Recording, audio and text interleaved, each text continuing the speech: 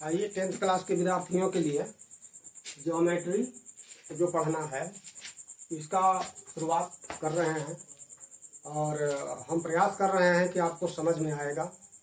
यदि आप ध्यानपूर्वक देखेंगे समझेंगे आपको भी समझ में आएगा। आइए देखिए, सबसे पहले ज्योमेट्री में वहाँ पढ़ना है आकृति के बारे में। जैसे मान लीजिए कि त्रिभुज है, तो त्रिभुज कितने प्रकार के होते हैं। त्रिभुज जो है वो कितने प्रकार के होते हैं। तो त्रिभुज है कि 3 प्रकार के होते हैं जो भुजा के विचार से होते हैं, भुजा के विचार से, और 3 जो होते हैं वो होते हैं कोण के विचार से, कोण के विचार से। समझ गए? तो 3 और 3 6 त्रिभुज हो गया। तो 2 त्रिभुज किस आधार पर वो समरूप होंगे और किस आधार पर सर्वांगसम होंगे।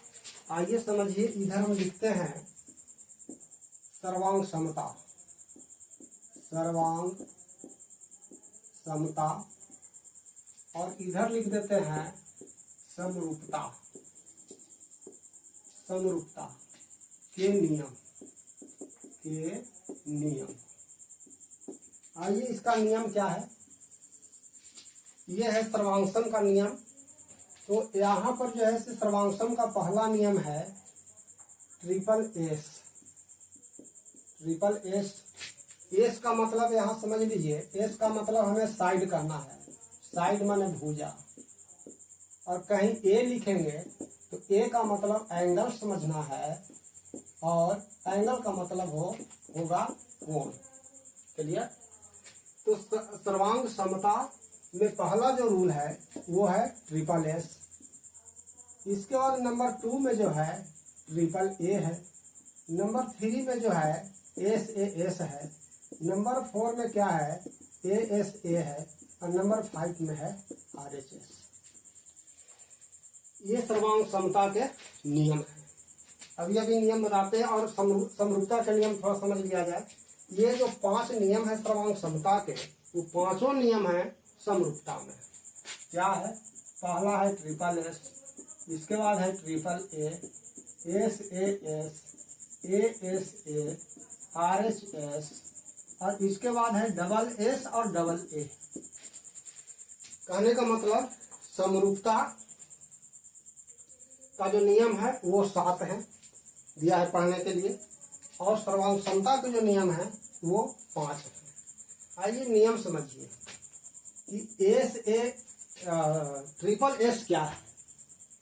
तो यदि किसी त्रिभुज के तीनों भुजा, याद रखिए, यदि किसी त्रिभुज के तीनों भुजा, जैसे मान लीजिए कि यहाँ पर एक त्रिभुज है जिसका नाम है ए बी सी, और एक त्रिभुज ये है जिसका नाम है डी ई एफ। 2 त्रिभुज हैं। तो यदि किसी त्रिभुज के तीनों भुजा, मतलब इस त्रिभुज का ये भुजा और ये भुजा, दूसरे त्रिभुज के मतलब इस त्रिभुज के तीनों भुजा के बराबर हो, मतलब इस भुजा के बराबर ये हो, इस भुजा के बराबर ये हो, इस भुजा के बराबर ये हो, तब कहा जाता है कि दोनों त्रिभुज आपस में सर्वांगसम है, कंग्रुएंस है।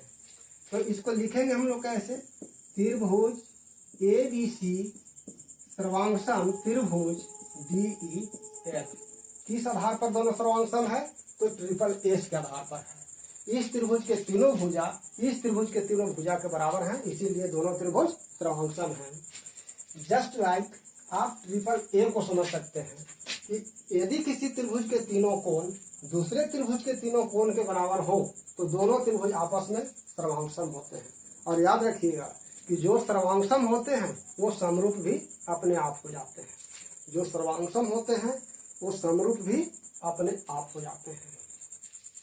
तो इस तरह से आप इसको भी आप लिख सकते हैं, बोल सकते हैं कि यदि किसी त्रिभुज के 2 भुजा और 1 कोण दूसरे त्रिभुज के 2 भुजा और 1 कोण के बराबर हो तो दोनों त्रिभुज सर्वांगसम होते हैं। इसे आप बोल सकते हैं कि यदि किसी त्रिभुज के 2 कोण और 1 भुजा दूसरे त्रिभुज के 2 कोण और 1 भुजा के बराबर हो तो दोनों त्रिभुज आपस में सर्वांगसम होते हैं। और इसको बोल सकते हैं कि यदि किसी त्रिभुज के समकोण, कर्ण और कोई एक भुजा, राइट एंगल, हाइपोटेनस, साइड, यदि किसी त्रिभुज के समकोण, कर्ण और कोई एक भुजा दूसरे त्रिभुज के समकोण, कर्ण और एक भुजा के बराबर हो तो दोनों त्रिभुज आपस में सर्वांगसम होते हैं और इसीलिए वो समरूप भी होते हैं। जो सर्वांगसम होते हैं वो समरूप होते हैं, परंतु जो समरूप होते हैं वो सर्वांगसम नहीं भी हो सकते हैं।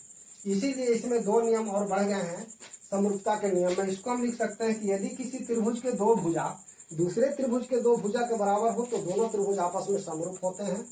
यदि किसी त्रिभुज के दो कोण दूसरे त्रिभुज के दो कोण के बराबर हो तो दोनों त्रिभुज आपस में समरूप होते हैं। आइए अब समझ लीजिए कि जैसे मान लीजिए कि एक आगरा का ताजमहल है और आपके बुक का एक ताजमहल है, तो दोनों सर्वांगसम होंगे या समरूप होंगे। तो समरूप कहने का मतलब है कि सम जोड़ रूप, रूप में एक समान होना चाहिए, तब उसको समरूप कहा जाता है।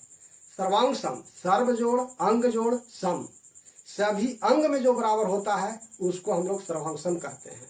तो एक किताब का ताजमहल एक आगरा के ताजमहल का समरूप हो सकता है, सर्वांगसम नहीं हो सकता है, क्योंकि आपके बुक का जो ताजमहल है काफी आकार में छोटा है और जो ताजमहल आगरा का है वो आकार में बड़ा है, तो वो समरूप है, सर्वांगसम नहीं है। ठीक इसी तरह समझ लीजिए कि एक सर्किल दिया हुआ है जिसका रेडियस 2 cm का है, एक ये सर्किल दिया हुआ है जिसका रेडियस 4 cm का है, तो दोनों समरूप होगा या सर्वांगसम होगा। तो स्पष्ट आप बता सकते हैं कि सर दोनों ये समरूप है, सर्वांगसम नहीं। अंग में तो सम है नहीं, क्योंकि इसका एक जो अंग दिया हुआ है वो 2 cm का है और इसका जो एक अंग दिया हुआ है 4 cm का है, इसलिए ये सर्वांगसम नहीं होंगे बल्कि समरूप होंगे। ठीक इसी तरह सभी समबाहु त्रिभुज आपस में सर्वांगसम होते हैं या समरूप होते हैं, तो ये समरूप होते हैं। सभी वृत्त आपस में क्या होते हैं, समरूप होते हैं। तो इस तरह से हमें विश्वास है कि आप सर्वांगसमता और समरूपता के नियम को समझ गए होंगे। अब नेक्स्ट डे थेल्स का रूल बताने का प्रयास किया जाएगा। धन्यवाद।